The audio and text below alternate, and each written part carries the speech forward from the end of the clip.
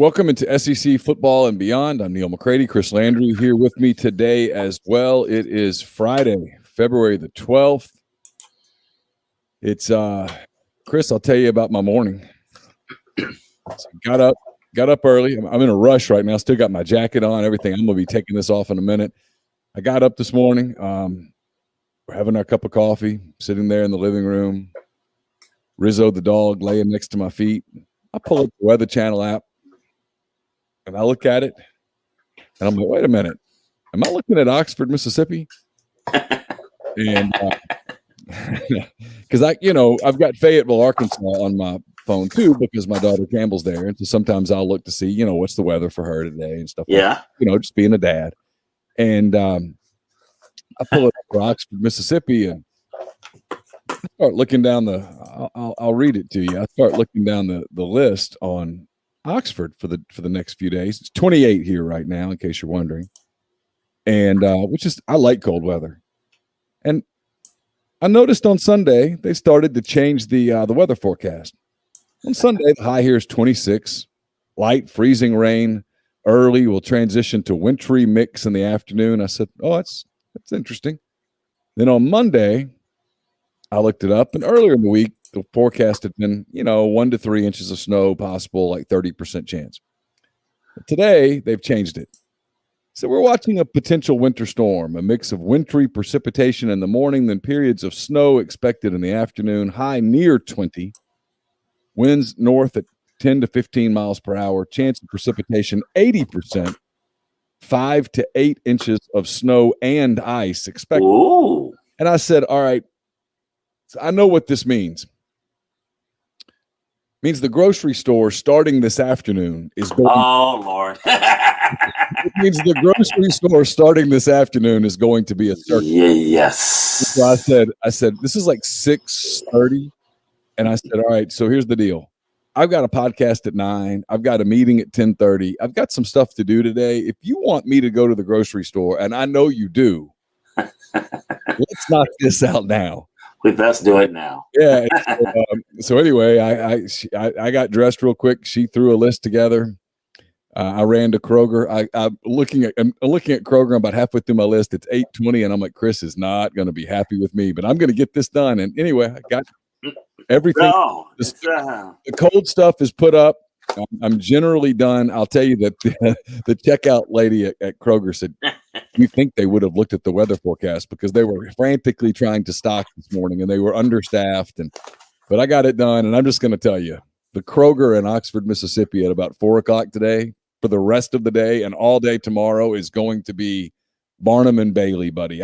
It's going to be wild. It's going to be wild a lot of places because it's getting really cold, and a lot of it. I mean, in South Louisiana, where I think Monday night, Tuesday morning's scheduled to be the coldest, but not like what you're expecting, but not like others they're expecting. We've got some FCS football that is starting next week, but this week there's a game, McNeese State in Tarleton in Texas, and this may be the coldest college football game of the year. I mean, when you take this past year, it hadn't been that cold. And I don't know what it's going to be like when that storm is coming through, but this could look like Buffalo or Cleveland in December type weather, or at least the ice part of it, cold part of it. So the kids from Lake Charles are going over there, and it is going to be, they get the cold stuff. They got a little Nike deal there, but I think they're digging deep into their cold stuff. You think? to try to figure out, well, we don't normally need this in the fall, because that's the one thing about when people talk spring ball. But that early part of the spring, our weather is one thing has changed over the years. I noticed this is it's like it's hotter in September. Yeah, than I remember as a kid, and it's like September is like the second hottest month in Louisiana now, and with August always so now it's like, okay, it's really bad, and it's not as hot in June as it used to be, relatively speaking. Yep. So which means that, you get your Buffaloes and Clevelands. I live in Cleveland, so I mean, they're always down for snow there, but it's a hell of a lot colder when we're talking January. In March is like colder now than it used to be. A little signs of spring, and I'm not where I'm at, but it's like that's cold, and April's cold. It's like I don't know that spring ball works for most people if they're talking about the cold weather. Well, Chris, if you remember when we were doing this and there was all the talk about whether the Big Ten was going to play in the fall, then the Big Ten was like, nope, we're going to play in the spring, which you and I both were like, come on, you're not going to. Listen, I'm going to do this just real quick. We won't spend so weather forecast, like Iowa, Ann Arbor, Columbus. I'd love to hear that this weekend. Anyway. So here's Chicago this weekend, okay? Oh, God bless them. The high of 17 today, a low of 8, 31% chance of snow. Tomorrow, which would be game day if you were getting started playing, spring football, if you will. Yeah. High of 15, low of -1, 48% chance of snow. You mentioned Buffalo. I'll bring up Buffalo for kicks and giggles. Buffalo today is 21, low of 11. Tomorrow, high of 20, low of 14, 49% chance of snow. When people talked about Big Ten football in the spring, I was always like, well, if you're going to do it, you got to do late spring, which means that really jeopardizes the next season. Because I'm with you. I've had this theory for a while since we're talking weather. I think the weather calendar, and I don't know whether this is global warming or just the planets or whatever. Who knows? I'm not getting into all that. But I think the weather pattern has changed, has backed up a month to what you're saying. Yes. May used to be hot, and now May's pretty comfortable. May's kind of spring. Mm-hmm. June used to be, like you said. I mean, I grew up in Louisiana too. June was an inferno, and it'll start getting really hot at the end of June. But part of June, like I would get up and run in June, and if I got up and ran at 7 a.m, it wasn't so bad. In fact, there was almost sometimes a little nip in the air. And then July got hot. August was a freaking sauna. And like you said, September's hot. October's still hot. November used to start getting cold. It doesn't really get cold in November. We don't get the beginning of cold till December. And it's funny, January passes and people still go, well, that wasn't that bad of a winter. And I'm like, yeah, but what used to be January is now February. The bad weather comes in February. Mm-hmm. And March is still cold. I used to go to going to LSU games as a kid. Now, it was different. We didn't have all the TV that we have now. And we started, so like if LSU started, let's say their first game was on the road and their second game was September 15th, just the middle of the month. And it was always at night because you didn't have the movement. You were always had a windbreaker type situation at night in September. Now, again, we're starting it early, and a lot of games are during the day. I get that, but you put it at night in September. You're thinking a lot of things. They're bringing a lot of things to Tiger Stadium. Windbreaker ain't one of them. No. They got nothing. I mean, they got no place to hide flasks or anything. It's just so it is. You're right. September is warmer than June now, and that's the opposite of the way it used to be when I was growing up as a kid. It's just a little bit different now. So yeah, no, it's interesting. And well, look, I know we got a lot of listeners from all around the country.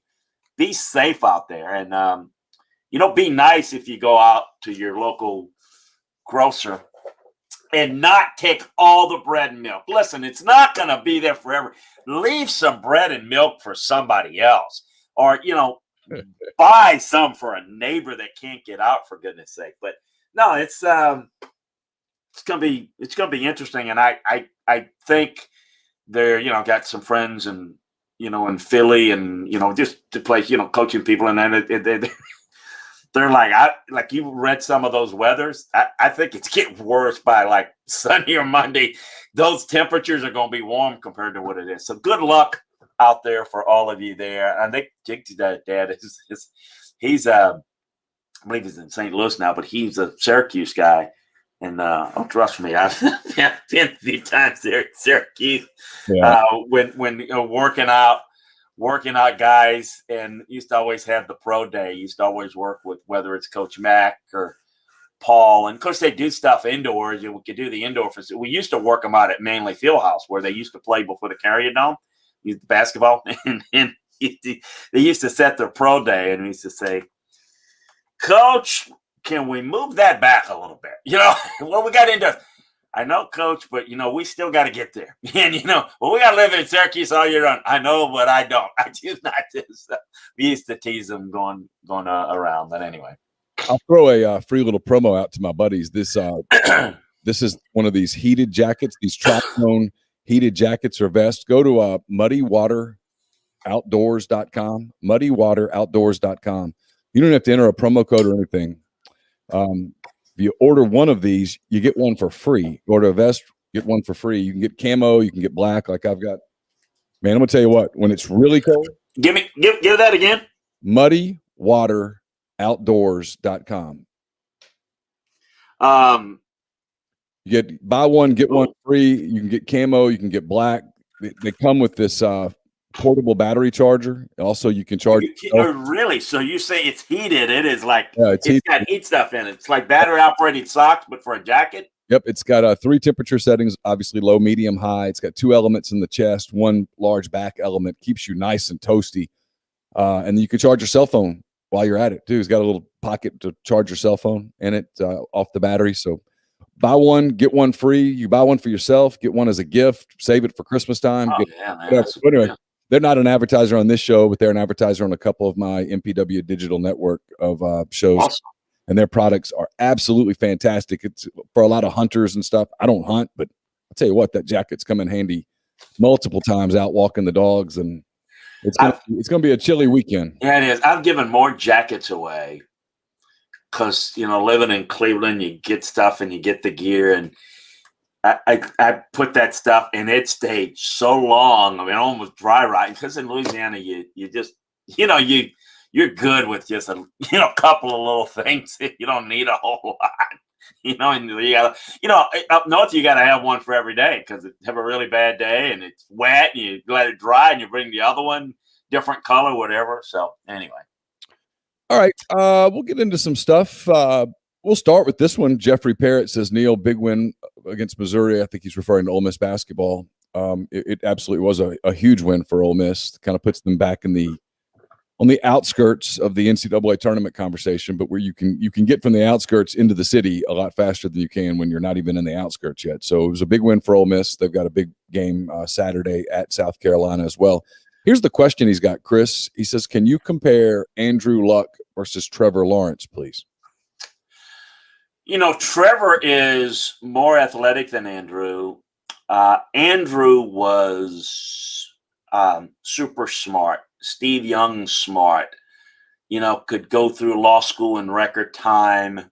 You could put the game plan on the board on Tuesday or Wednesday, and Steve could not only tell you the play, but he could tell you on which spot on the board it was. He had a photographic memory. That was Andrew Luck. Andrew Luck. Trevor is bright, a leader, as was Luck. I think the difference is,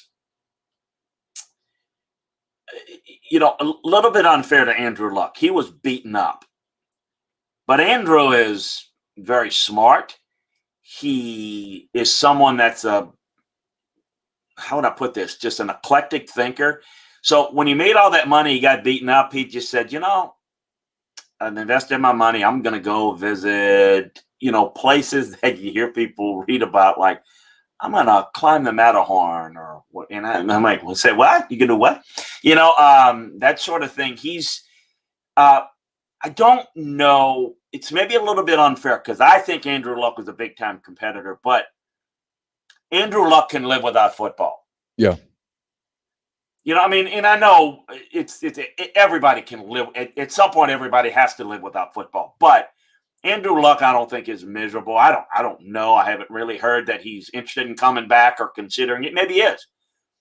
Trevor Lawrence is an alpha dog leader, loves football, and I think in some ways maybe a little bit better in that regard. That's my comparison. To me, compare and contrast. I thought Andrew Luck gave him a phenomenal grade, and he had everything you look for. Probably would still be playing if he'd not been all that injured and all. But look, and he comes from his dad has been successful. His dad was a Rhodes Scholar. So, a lot of them, you could see them thinking about, do you really, you want to have a good mind and you want to be, all the things you want to do in your, 50s, 60s and all the,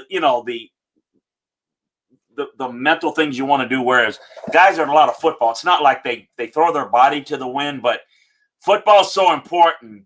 They do it again, even. And I just think that's the difference maybe between the two. Yeah. I've talked to some people who know Luck pretty well. And they just said like you said, there's more to his life than football. He loved it. And I think he would absolutely still be playing today if he hadn't had the injuries. He's one of those guys, and you nailed it. He's so smart. He's got so many different interests in life. And I think spending all day, every day, day after day in the rehab room, which is a lonely place. You're not out there with your teammates. You're not in film. You're just trying to get well. And you're doing rehab and you're doing all that stuff day after day. I think he got depressed. I think it bored him. And I think it made him start thinking, is this worth it? And then when the injuries kind of kept piling up, he just said, there's more to life. And he had his money, and he's not one of those guys that's going to live extravagantly his whole life. So he said, you get, to the best of our knowledge, you get one trip on this big rock. I'm going to make the most of it. So I think that's what happened with him. And you're right. It's funny because, and I've always wanted to ask you this with NFL guys, because you want a smart quarterback. You want a guy in that room that has a lot going on between the ears. He's got to be able to read defenses. He's got to be able to lead. He's got to have charisma. He has to have he has to be a quick thinker. He's got to be able to make decisions. He's got to be able to make good decisions. He's got to be able to deal with adversity, all of those things. So you need a smart guy. But when you bring some of those really smart guys into a room, this was a knock on Justin Herbert, if I remember correct, coming out of Oregon. You bring him into the room and you're like, okay, well, I know football matters to you and you love it and all of those things, but you love a lot of other stuff too. Does that kind of scare you as a football guy? A little bit. Like I was just thinking as you were saying, I think maybe the best way to describe Andrew Luck is I don't know that football was enough of a challenge for him. I think he's so smart that there's other things that as much as you can make money, he's probably can contribute a lot more to society, on whatever, and I think that to your point is you can be smart. And I always say the capacity to learn and willingness to learn. And some guys are, first of all, this is rare to have this because most of the time it's, okay, guys can learn, but, they don't work that hard. There's this thought that everybody works as hard as the next guy. No, that's not true. And so they like the trappings that the success of football gives you, but they don't really, it's not like they wake up just loving football. And it's okay as a person. It doesn't make them a bad person. But as a scout, as a coach, you want a guy that loves it. Because I don't care what it is you do. This is a philosophical observation and my point, my feelings are, if you don't love what you do, there's going to be a real limit to how well you can be good at it. Because in order to be good at it, it takes repetitions. And if you don't jump out of bed loving what you're doing, you're going to do whatever it is you need to do to create a living. And then you're going to go and do stuff that you enjoy doing. I'm fortunate in that this is what I love to do. And this is embarrassing to say, I've never been on a vacation in my life. Are you serious? Never. The only time I ever left the facility for a few days is to come back home to see my parents when they were alive. I've never taken a vacation. And it's not like, well, it's nothing I really want to do. I do like to, at times, play a little golf. I played it all my life. but I don't play it very often. And I find it's the one thing that I can kind of get away with it for a few holes. And then eventually I start thinking about bunch passes or something. And then, but I am not, go to the beach for the weekend. I think I would rather have somebody that would drive me nuts. I would be working the whole time anyway. So I enjoy that. Now I will maybe catch a basketball game or baseball game, but even that I find myself drifting into work. So maybe you don't need to be that neurotic, but I hope you're not. But that's what I am. But we don't want players that have to be that. That's unrealistic. I mean, you're not going to. But somebody that loves it. I mean, why is Tom Brady and Peyton Manning?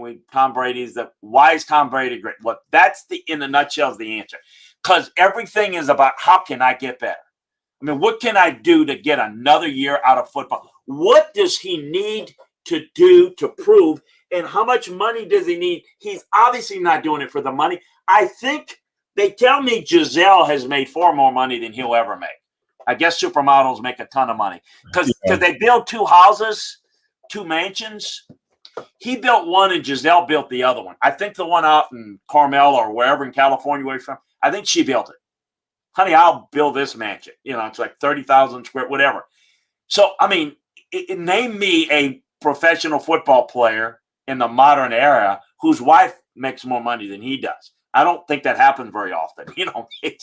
The point is what motivates him. It's just the love for the game, the love to compete, the love to camaraderie. Those things you look for. And if you got that, you got a chance to develop if you got the physical skills to do it. If you don't have that, you're going to be limited. But I think Justin Herbert has proven people, not everybody's going to. Justin Herbert's a little bit like Eli. Eli's not going to come into the room and just be bubbly, jumping and just, hey, he's just kind of quiet, but he's got killer stuff. So it takes a little while to get to know him more than other folks. Other folks jump out at you. Ryan Leaf knew he had a problem. One of the things I used to ask guys, I don't ask them anymore because they were trained, but before they were trained, we'd ask them, okay, here's $1 million. What are you doing with it? Ryan Leaf said, he had no hesitation, said, man, I'm taking my bros and we going to Jamaica this weekend. That's the first thing he said. Ain't nothing wrong with that. It's comical, it's fun, and what have you. Peyton, with Peyton, every person he went, he wanted to know, and he asked Bill Polian and Jim Moore this. Back then, we got different ways to look at video. Back then, it was Beta Cam, which was a very expensive, not the old Beta, but Beta Cam, which would be like, the equipment was originally like $200,000 a piece, and just expensive stuff. Now it's digital stuff. All Peyton wanted to know was how could he get one of those, and he wanted his agent Tom Conner. How can he get one of those that he could have at his house? This is before he was making money, so he can prepare before the draft. I mean, it's things like that are indicators of how much somebody really likes the game. And that's what you want. That's what I would do with my money, but that's what I wanted. Of course, he was smart enough to say, I don't want to use my money to do that. How can I get that as part of my deal? By the way, you mentioned Giselle Bundchen. She has a net worth of $521 million. That's more than Tom. That's more than Tom's made. In 2016, Forbes magazine named her the world's highest paid model. She placed 5th on that same list in 2018. Tom Brady, his net worth as of 5 days ago, is a little more than $200 million. That's a pretty good deal. You got it all. And that's why people hate Tom Brady so much. They just, can he have anything? But did you see he had some, looked like he had some, some avocado tequila. On the boat the other day. I don't know about avocado tequila. No, I don't know. I'm sure it had to be healthy. His daughter was out there saying, his little daughter, 6-year-old daughter said, the bleep's going on with that? I don't see this too often. One more quick Andrew Luck question for you. Yeah, yes. Go ahead, yes. You never know where we're going on these shows. Like Yes. sometimes this is fun, the ones that are completely unplanned. He says, "Hey, Chris, do you think Ryan Grigson is mostly to blame for Andrew Luck's issues?" Yes, I do. I mean, they didn't draft well around him. Perfect example of in Brady's great. Brady deserves all that. But I say it again. If he was, I don't mean to pick, because I root for the teams that haven't won in a long time. I just can't wait for the day. I know you don't, you're a Bears fan, but the Detroit Lions to do something for those poor suffering fans. Sure. But, Tom Brady is with the Detroit Lions those years. We don't know Tom Brady the way we know him. Just don't. He might not know Giselle the way he knows her. He may not. He may not know him. That's right. And maybe he's my point is, it's not the same. Now, would he have elevated the Lions enough to where, yeah, but would he have done more than, say, Matthew Stafford? Maybe a little bit. He didn't have a Super Bowl ring. And the same, you can say the same about Belichick. I mean, there's so much of that. But yes, that was a big part of it. And I do think, back to the original point with Andrew Luck, I do think that got him off the, there's other things in life. I think Andrew might have been a guy that would have retired at 35 anyway if he'd have been completely healthy, just because he's got something else he wants to do, because you're going to take a certain amount of hits anyway. But he was physically beat up. And I do think there was some level of, I'm not clinically, but depression or whatever to constantly be in rehab. I think that really just hastened that retirement. All right, we'll use this question as a reason to kind of transition to the college game a little bit, because I know there's some things you want to bring up. Oski Waski, if I mispronounced that, sir, I apologize. He says, how early do the new defensive backs contribute for Ole Miss next year? How much better will the defense be with Otis Reese getting to play the whole season? You probably know more about those guys than I do. Yeah, I think it's hard for me to put the level of playing time. I think that's a question after spring. After spring and maybe kind of midway through summer practice. Here's what I would say is I think they're going to play a lot. I think they're going to need to. So the issue is I always read between the lines. How much will they earn, like really be like jumping off the page at you, jumping off the film at you? I don't know how effective they'll be. I think they're going to have to play soon. Let's just hope that they play for their sake. They play very well early. But I think a lot. I think the guys that are coming in are going to have early impacts. It's why they're bringing them in. Right, exactly. Going to have that type of impact. If you don't have that early type of impact, then you're really not going to get better early. But they're going to have to earn it. Like anybody else, you're going to have to earn it. You can't mistake if you can't trust them out there to do what you ask them to do, then they're going to have to work through that. Well, I'll say this: when you see any program, Ole Miss included, go 6, 7, 8 defensive backs in a class, that tells you that, hey, we don't like what we have. We're bringing in enough guys that are all 6 or 7 going to hit. No, of course not. And look how much nickel they play and dime that they play, and how much they have to play with their offense. You got to have way more defensive backs than you used to 20 years ago at any level. What I was going to say is, are they all going to be impact right away? Of course not. But is there a chance that 1 or 2 of them are? Of course. And so you increase your numbers, and they're bringing those guys into play. And the same competition helps too. They're bringing in Jamon Gordon and Isaiah Iton at defensive tackle to play, because they were bad there. They're bringing in Tywan Malone, hoping he can play right away, because they were bad there. I think they want to find an edge guy in the transfer portal. Why? Because they didn't have one last season. So those are the guys they're looking for. They brought in Chance Campbell, and people do this debate about, is he going to play or not? I'm like, are you out of your mind? Did you watch their linebackers? Of course he's going to play. They're bringing him into play. They're bringing him in to play a big role.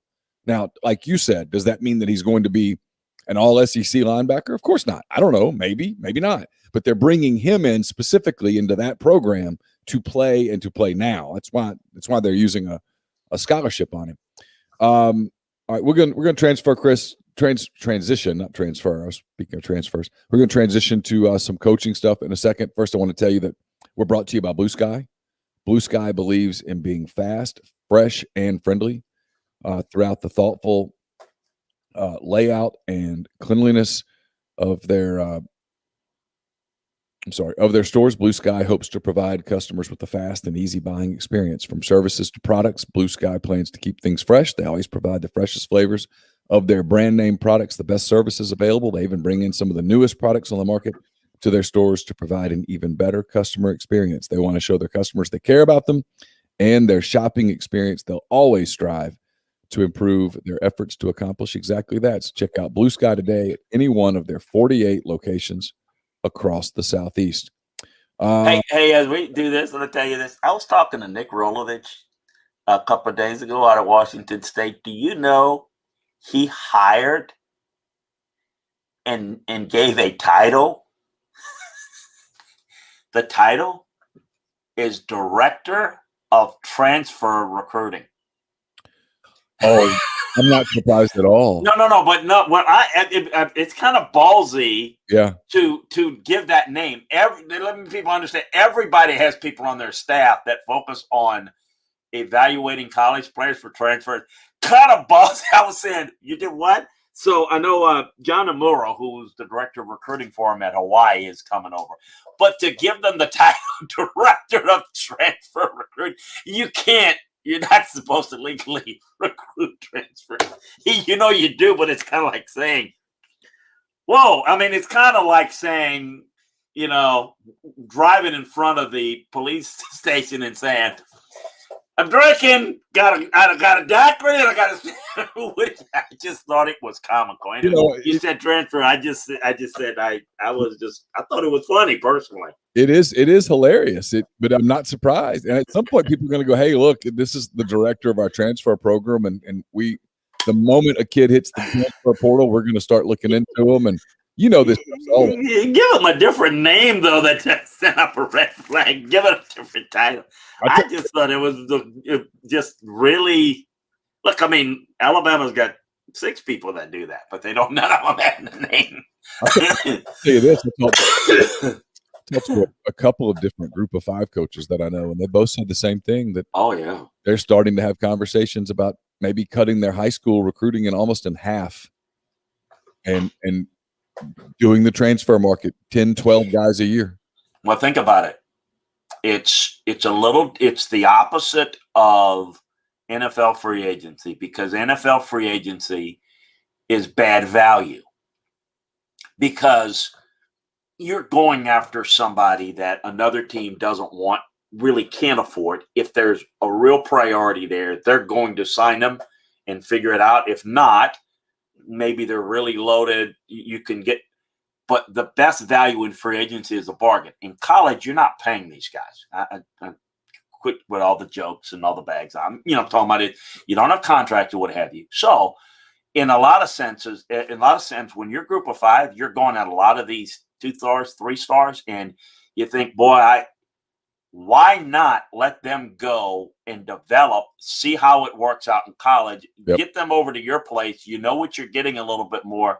It's what I said before, the unintended consequences. I don't know that this is good for college football personally, but that's just to the rules, my friend. And this is the rules. This is where it, this is what's going to happen when you allow transfers. I fundamentally understand and agree with it, but if you don't have any guardrails, then this is what you got. You're not going to know who's going to be with your team. And forget about recruiting rankings, because, the top teams are always going to get the high rankings. But the point is when you're looking at who has good classes, well, what difference? Half this class may be somewhere else. So it may be a really good class, but under the name of West Virginia, and now it's, Oklahoma State or vice versa, because those players are going to be at different spots than they are now. More likely than normal than they normally are. What do you hear about Central Florida? We'll start there, and then we'll start shifting around. I know Rodney Garner got hired at Tennessee. People there were excited. There's a lot of stuff kind of starting to happen with coaching. I keep hearing UCF could pop as early as today. Do you hear anything at all? Yeah, I still hear Jeff a lot. Jeff Lebby a lot. We'll see if that's where they end up going or not. Nothing definite, but I hear him a lot. For people who don't know, I know most of our FCC fans you got to be familiar with Rodney Garner. Leeds Alabama native, a cousin of Charles Barkley. He has coached guys everywhere. Georgia, Auburn, a couple of stints. Tennessee is his second stint. Where has he not coached in the SEC? He's just been around a lot. Very noted recruiter. Ironically, when I interviewed for the Cleveland Browns job, when I interviewed with Belichick, the other guy that they interviewed was one Rodney Garner. Really? Yeah. It was Rodney is a really good recruiter, not coordinator type, not a great X's and O guy. He got hired away from Auburn to Tennessee, as Neil said. Really good get for them. He had a lot to do with a lot of their recruiting success in his first time around. The issue now is where they're going with the defensive coordinator. It hasn't gone very smooth. Looks like they're turning their attention to Casey Rogers, who's the Bucs defensive line coach. He hadn't coached him. He's a Tennessee grad. He hadn't coached in college since 2002. I believe it was Arkansas at the time. I just don't know. He's been in the NFL for a while, but maybe that's where they're headed. I don't think Al Washington's going to work out from Ohio State. I know David Reeves is a guy that they've looked at, the UAB defensive coordinator. Joe Gillespie over at Tulsa, I think, did a good job, particularly against Josh Heupel's offenses. T-Rob, Tavares Robinson over at Miami, and been a coordinator in the league. Jerry Montgomery over with the Packers is worked with they work together. He and Josh at Oklahoma. So I could sense the anxiety in the voice or in the emails from everybody that says Tennessee defense coordinator. It's getting a little bit of that panic, kind of the way the LSU folks were at me, like, oh my God, what are we going to do? Then does anybody want the job type situation? I think it has to be a really good fit. It's why I recommended Matt House. I thought he would be a really good fit. It has to be a guy that meshes with the offense that they're going to run.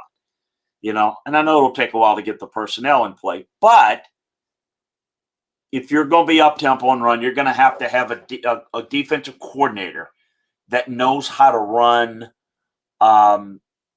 really good sub-packages, and know how to get off the field on third down in the red zone, and not necessarily your typical guy. People will say, well, you go and get this great defensive coordinator.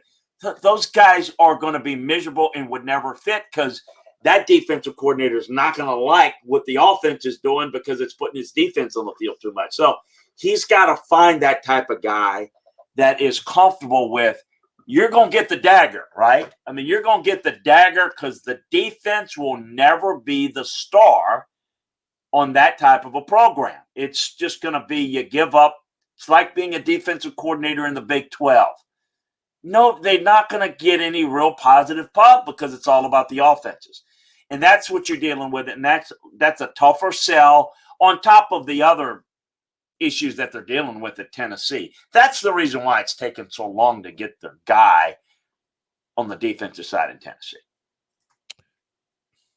Someone in the thread is saying that Jeffrey Parrott saying J.J. Watt asked for and got his release today. Is that right?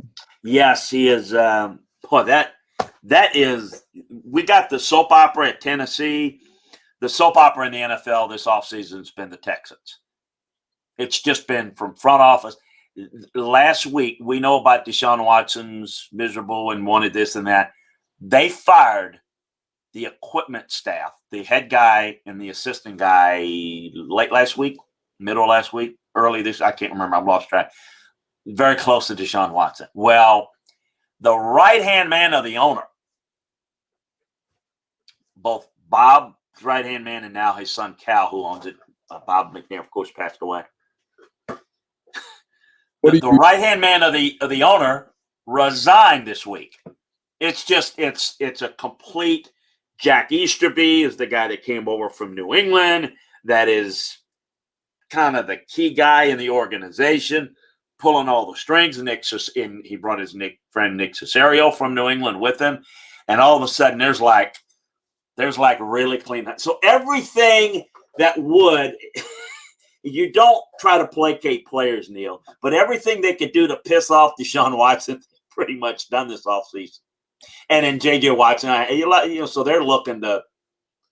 This is looking like the storyline of the offseason. All right, so a couple of questions on the Texans real quick. We'll get back to some other things too, but I'm curious here. A couple of things. Where does J.J. Watt end up naturally? Where would he make sense? How much does he have left in the tank?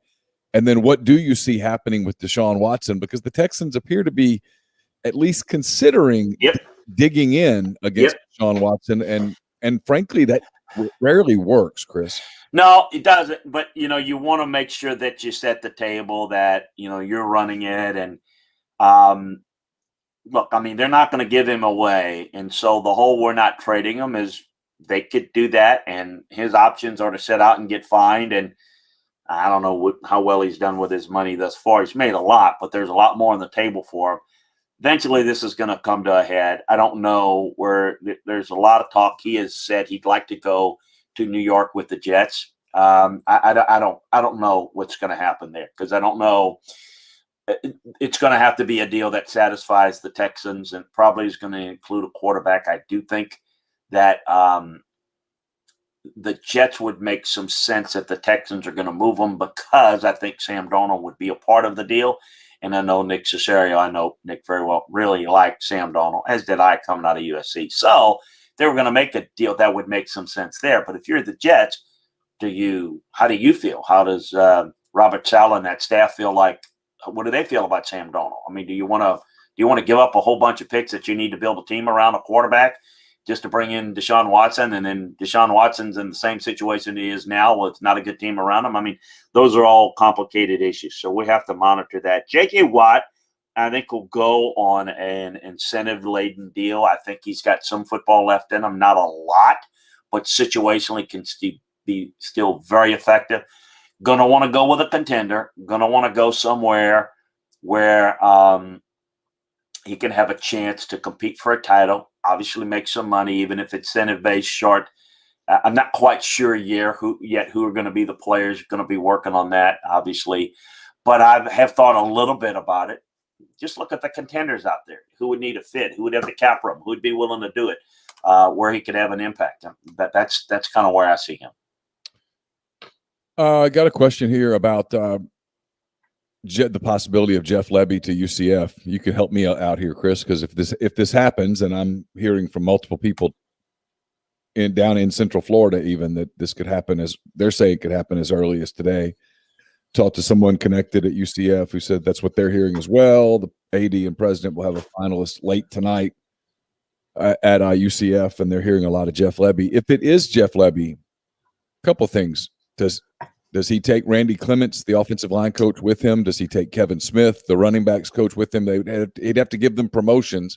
He'd have to make Clements an offensive coordinator. He'd have to make Smith a assistant head coach, something like that. And then the second part of the question is, if he leaves, where does Lane Kiffin turn on middle of February for an offensive coordinator and maybe even an offensive staff? I think here is where it gets complex with the timing. So if you're Jeff and Lane, the answer to that is you really got, in my opinion, to get Lane's blessing on what do you think about Randy? What do this, meaning, look, it's kind of late. Normally, you tell the guy, look, don't touch the staff. Okay. You at this late and all that, it's Lane is a little bit more laid back, and he might be willing to do it. Now, again, it depends upon that. Look, obviously, if Lane wasn't happy with guys on his staff, he would have likely replaced them. But there's some guys that he's going to be more attached to and doesn't want to lose more than others. Okay, some guys are tougher for him to replace than others. Sure. You don't want to take, not that this is the issue, but you don't want DJ Durkin to leave, or the key defense. I mean, you offensively, I think Lane feels a little bit more comfortable about who to promote, who to bring in. So I think if Jeff gets this job, I would think that anybody he would take with him from the Ole Miss staff it would be with Lane's blessing. Maybe not excited about it, but okay, I get it. I've been there, but I don't think he'd take anybody that would that would hurt Ole Miss, because I don't think he wants to burn a bridge. We've talked about it. He might be the guy that might come back to Ole Miss. He's not going to do anything to put the screws to him. Hell, I mean, you just don't do that. Hell, Urban Meyer didn't do that with Ohio State staff and strength coach. We're going to talk about his strength coach hire in a little bit, but and he doesn't have any, you know what I mean? That's how that will work. So I can't answer who it would be, and I don't know for certain. Lane's going to bring people that he's with that's going to run the offense, that's just going to handle things in the meeting. It's his offense, so somebody that he doesn't have to completely teach, or, hey, we're not going to reinvent the wheel. Hey, come in and bring your offense here. No, it's about somebody that can run that and run the meetings while Lane has to do head coach things. But Lane's going to be obviously very, very involved in everything from meetings to practice, scripting, to obviously play clock. And so it's more of the offense, less worrisome than the defense, but it's always a worry when you lose guys this late. Any names come to mind as to who would be an offensive coordinator candidate?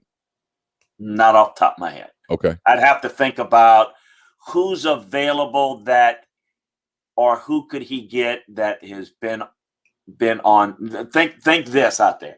Guys that he has been with, he's got a close relationship with, that would be in a position to leave this late, or maybe people that's on the staff that he has a lot of confidence in that he could promote, with maybe Lane, at least for 1 year anyway, taking more of the offensive coordinator role himself without the title, if that makes any sense. Little breaking news from Bruce Feldman of The Athletic. He says Marshall is expected to hire Mississippi State's director of recruiting, Mike Villagrana, a former West Virginia player. Oh, okay, yeah. As the Herd's general manager. Also, Marshall is hiring Kami Cole Nations and Luke Hacker as assistant DFOs. So a lot of movement that's kind of going around. Well, Charles has a background with Mike, so yeah, it makes some sense. Absolutely, it's how that stuff works. Yeah, there's a lot of gnashing of teeth yesterday in blue check Twitter world about Urban Meyer's strength and conditioning director of performance. There with the Jaguars. He hired the former guy from Iowa who got let go this summer over some controversial remarks. What can you tell me about what happened there?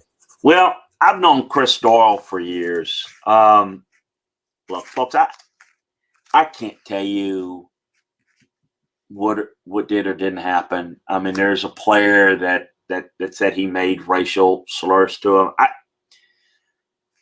That would surprise me, but I can't say it didn't happen. Obviously, here's what we know. Iowa did an investigation and let him go. Did they let him go because there was enough there, or was the distraction so much that they wanted to get rid of the PR nightmare? Because, you've got what I think is an iconic coach in Kirk Ferentz who, replaced Hayden. And they're the Pittsburgh Steelers in their uniform style and the fact that they hire coaches and that lasts for decades. I don't know what happened. He's out in terms of a strength coach. He's one of the absolute best. I can completely understand Urban wanting to bring him in. What I'm not sure that I get, and I'm just going to say that maybe Urban's a little tone deaf, is and here's the unfair part of it, Neil. And you've always said perception is reality, and we can play on words. It's not, but it is. I know what you mean. Yeah, right. So, I mean, the perception is Chris is a bad guy, which I don't believe, but he could have certainly done. He did something that wasn't considered. Now you're going to sell that in the NFL locker room. In this day and age, with 85% of your players being African American, here's the point: you're going to have to answer that question. You're going to have to deal with it. Forget about answering it to the media; they'll move on to something else anyway. But you're going to have to answer that and say, "Look, I know the guy. It didn't happen, and for all I know, this is a disgruntled player or two that shouldn't be trusted." But I don't know that. And anybody says, well, I know I heard. You just please save it, because nobody knows other than the people that were there. I like Chris. I've known Chris. but it doesn't mean that people that I like could not have been involved in racial. Yeah, I mean, it doesn't mean. And if he was, I think what it's gonna do. My thought was, Urban, Chris is really good, but is it gonna be worth the headache? I think to this point, it may get so bad in this time for news cycle that I'm not so sure that this hire is going to stick. I'm not so sure that this might not be one of those things that just look, we're just going to have to move on. It's just the negative. I think the negative, and it probably, Neil, don't you right? It's the news cycle that drives it. I mean, if something else happens, then they may forget. But this, I think, is going to come up behind the scenes to where you're going to have to. You don't want to be backtracking initially and trying to convince guys in free agency, hey, look, I know you, because it's going to be in their mind. Hey, what about this guy? Yeah, I just don't know. Well, so here's how this works. I don't know Chris Doyle. I don't know anything about what he did or did not do at Iowa. I don't know anything about it. I can't begin to make a judgment on Chris Doyle's character one way or the other. But what's happening in blue check Twitter world, which is media and that kind of thing, is it's a mob mentality. You've got guys writing about Chris Doyle today who wouldn't know Chris Doyle if he walked into their living room. And it's a mob mentality. It is designed to cancel him. Now, does he deserve to be canceled? That's for somebody. I don't know. I don't know anything about him. So I can't make that assessment. That's why I would never write about Chris Doyle. I don't know. Yeah, good for you, because a lot of people don't have that integrity. No, and so a lot of people are doing it, but you're exactly right. What you do wonder is, does there come a point where Urban Meyer and the people in Jacksonville say, look, I get it, Urban. I know this is your guy, but we got to get past this. We've got to put this away. And what goes unsaid, Chris, is we have to satisfy blue check Twitter. We have to let them have their blood so that they'll move on. Yeah, and the only thing and again, first of all, let me tell you what I do know with 100% certainty, because I know this. One of the best. Now, you talk about Iowa developmental program, largely due to Chris Doyle. It is, and he was the first. Well, no, excuse me, he wasn't the first. He was a $1 million strength coach. Iowa. Now Nick did it too with Cochran, but I can't even remember who was first. It was that close. This guy's really, really good. So I'd understand why you'd want him. This is really good. Now, I don't know what happened. The one thing is Iowa kicked him to the curb, and there's a reason for it. It was they knew something that was unsavory, that was deserving of him getting fired, or they kind of buckled to the PR pressure of that. It's one of the two. And remember when it happened, Chris? I did. Yes, I did. Right in the middle of all this. Yes. We opened the show talking about weather. Yes. Well, the temperatures around the country in the summer, and I mean this figuratively, were super hot. Oh, no doubt about it. And that's where I think it, might have, because why don't you back up the guy if the guy didn't do it, if you don't believe it and your investigation says, no, none of this is true. But, did they just do it and say, look, we're going to let people know that, look, we needed to do this for PR reasons, just as you said, to satisfy blue check Twitter. And maybe and so it's really unfair to Chris if that's the reason why they did it, for purely PR. But then you wonder for Urban, that's Urban's, I think, arrogance in that he's that good. I'm going to hire him and I'm going to deal with a negative PR because I can deal with it. But he's going to have to deal with it in this day and age where that is all the NFL's talking about is social justice, and rightly so. You're dealing with NFLPA. You can control the PR in Iowa City a hell of a lot more than you can control it in NFL City. So I'm wondering if Urban's arrogance, and maybe he realizes that, you make a decision in the NFL, you're going to be under a bigger spotlight because you're going to have cover in Columbus, Ohio. You may not, the national media may come after you, and Zach Smith, but the local media is going to have your back. You're not going to have that. And they're going to be saying that in Jacksonville as much as anybody. What are you doing? And I'm just curious to see how this plays out. I want to tell you before we start wrapping up that we've been brought to you also by Alpha Specialties, located at 1670 Highway 80 in Pearl, Mississippi. It's your trailer-specific professional. If you want to haul it, they can call it. Alpha is the premium trailer dealership in Mississippi. They've got Load Trails, the premium brand trailer, the highest quality utility equipment dump and gooseneck trailers being built today.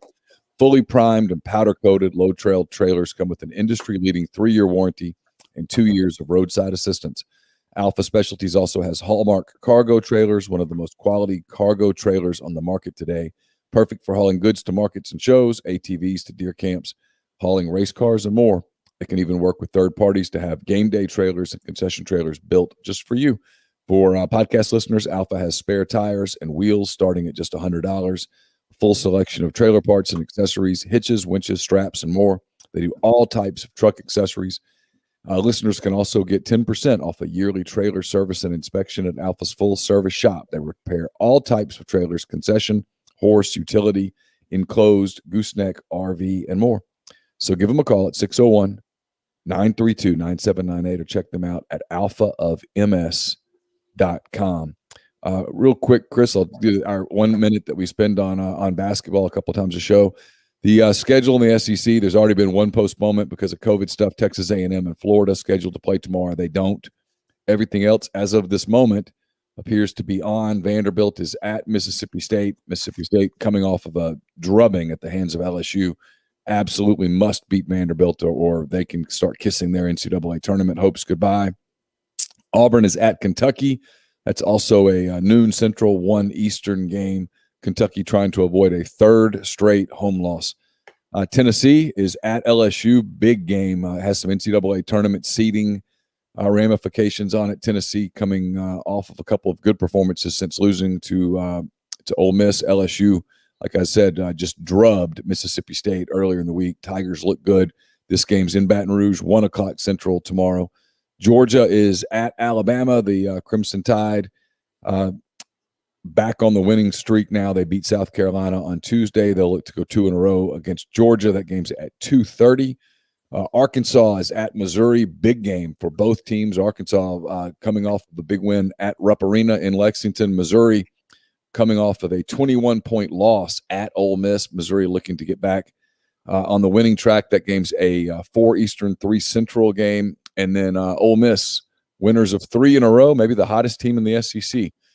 Coming off of that 21-point win over Missouri. They go to South Carolina. The Gamecocks lost by 3 earlier in the week to Alabama. That game is at 6 Eastern there in Columbia, 5 Central on the SEC network.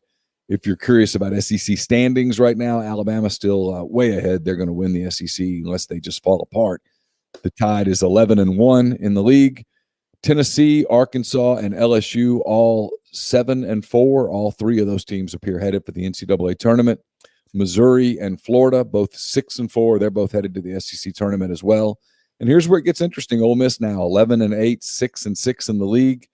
The Rebels have a shot to play their way into the NCAA tournament. Don't have much margin for error. They need to win games. Have a big one at South Carolina.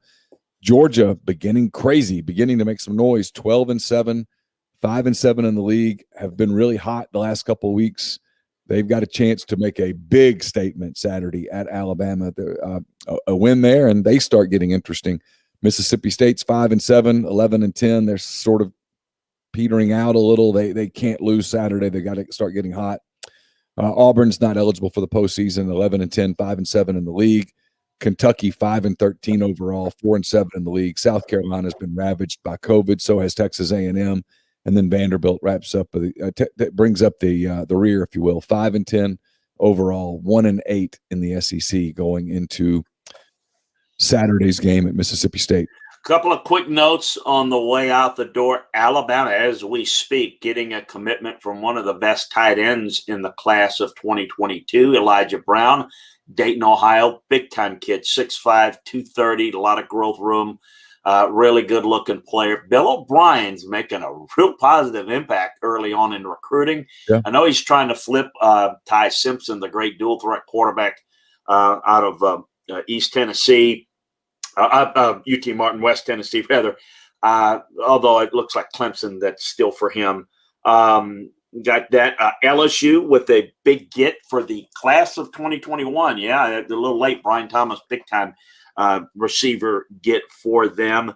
And then it looks like more and more Henry To'oto'o from Tennessee, probably going to end up in Alabama. Probably going to be in April, but probably going to end up with the Tide. Really depends upon what the NCAA rules on immediate eligibility, but it's looking pretty good. And of course, he's a big time talent. So Alabama's still rolling along, and the rest of the league's still recruiting. We'll keep you up to date on all the recruiting stuff at Landry Football. By the way, after we get done here on Twitch TV, you can stick with me. I've got an edition of the Landry Football podcast. We'll be wrapping up. Usually do that on Thursday. Had an emergency, so those of you that are watching us there, we can stay tuned. We'll be we'll flip it over and talk more Super Bowl, talk some NFL, other stuff, and you can join us in the chat room as well. Sounds awesome. We'll wrap it up there. Enjoy, everybody. Enjoy your weekend. Stay safe out there. A lot of winter weather. Be careful out on those roads and that kind of thing. So we will see you back on Tuesday morning for another edition of SEC Football and Beyond. For Chris Landry, I'm Neil McCready. Thanks for being with us today. Take care.